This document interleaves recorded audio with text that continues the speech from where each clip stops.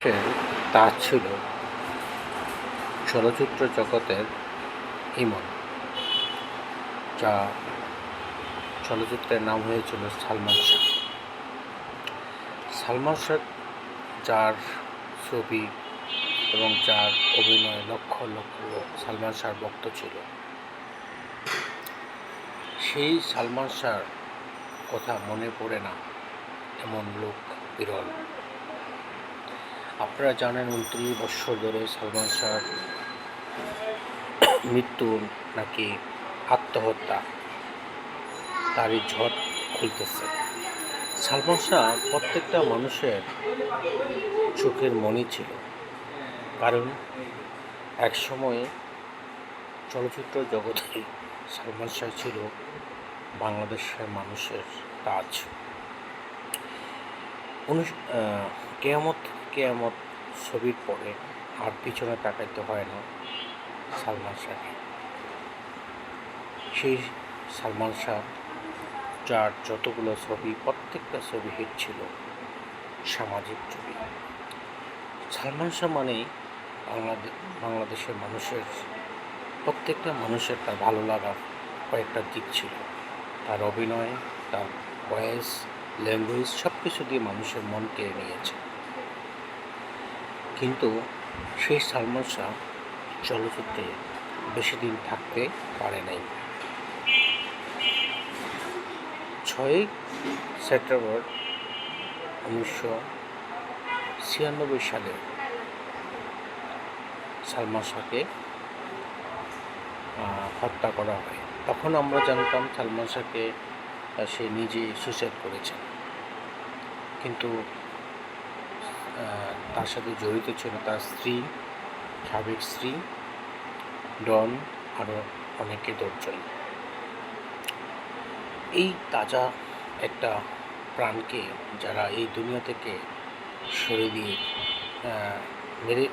সরে দিয়েছেন, যারা সাথে জড়িত, তাদের বিচার কিন্তু হচ্ছে এবং এই মাটিতে বিচার হবে।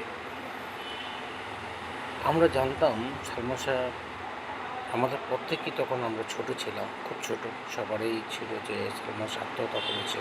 ওর যখন আস্তে আস্তে বড় হলাম, কিছুটা জট খুললো যে না, সালমান শাহ হত্যা করা হয়েছে।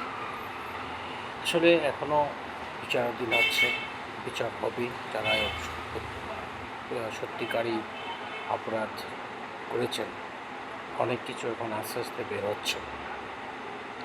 সামিরা এবং তার বন্ধু ডন থেকে শুরু করে 10 জনের বিরুদ্ধে অলরেডি মামলা হয়েছে এবং পুলিশের পক্ষ হতে এয়ারপোর্টে তাদের ছবি পাঠানো দিয়েছে, তারা যেমন দেশ থেকে চলে না যেতে পারে। এমন একটি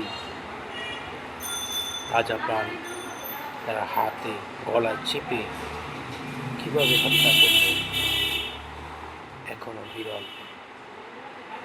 অবশ্যই বাকি কাজটি আদালত করবে, আদালত রায় দিবে। সত্যিকারই যারা আসামি আছে তাদের বিচার হবে, যারা দেশে আছেন। আর যারা দেশের বাইরে আছেন তাদের হয়তো তারা আর আসবেন না, এটাই সত্য। কিন্তু এটার বিচার জনগণ চায়।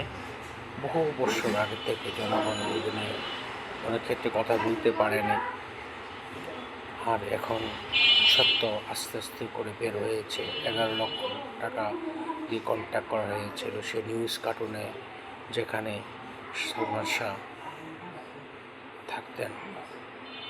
আজ সালমান শাহ ঘুমিয়ে আছেন হযরত শাহজালাল রহমতুল্লাহ মাজার শরীফে। সত্য কোনোদিনও গোপন থাকে না, সত্য উদ্ঘাটন হয়। আমরা সঠিক বিচার চাই এবং আশা করি সঠিক বিচারটা হবে, জনগণ সঠিক বিচার পাবে। ধন্যবাদ সবাইকে, ভালো থাকুন।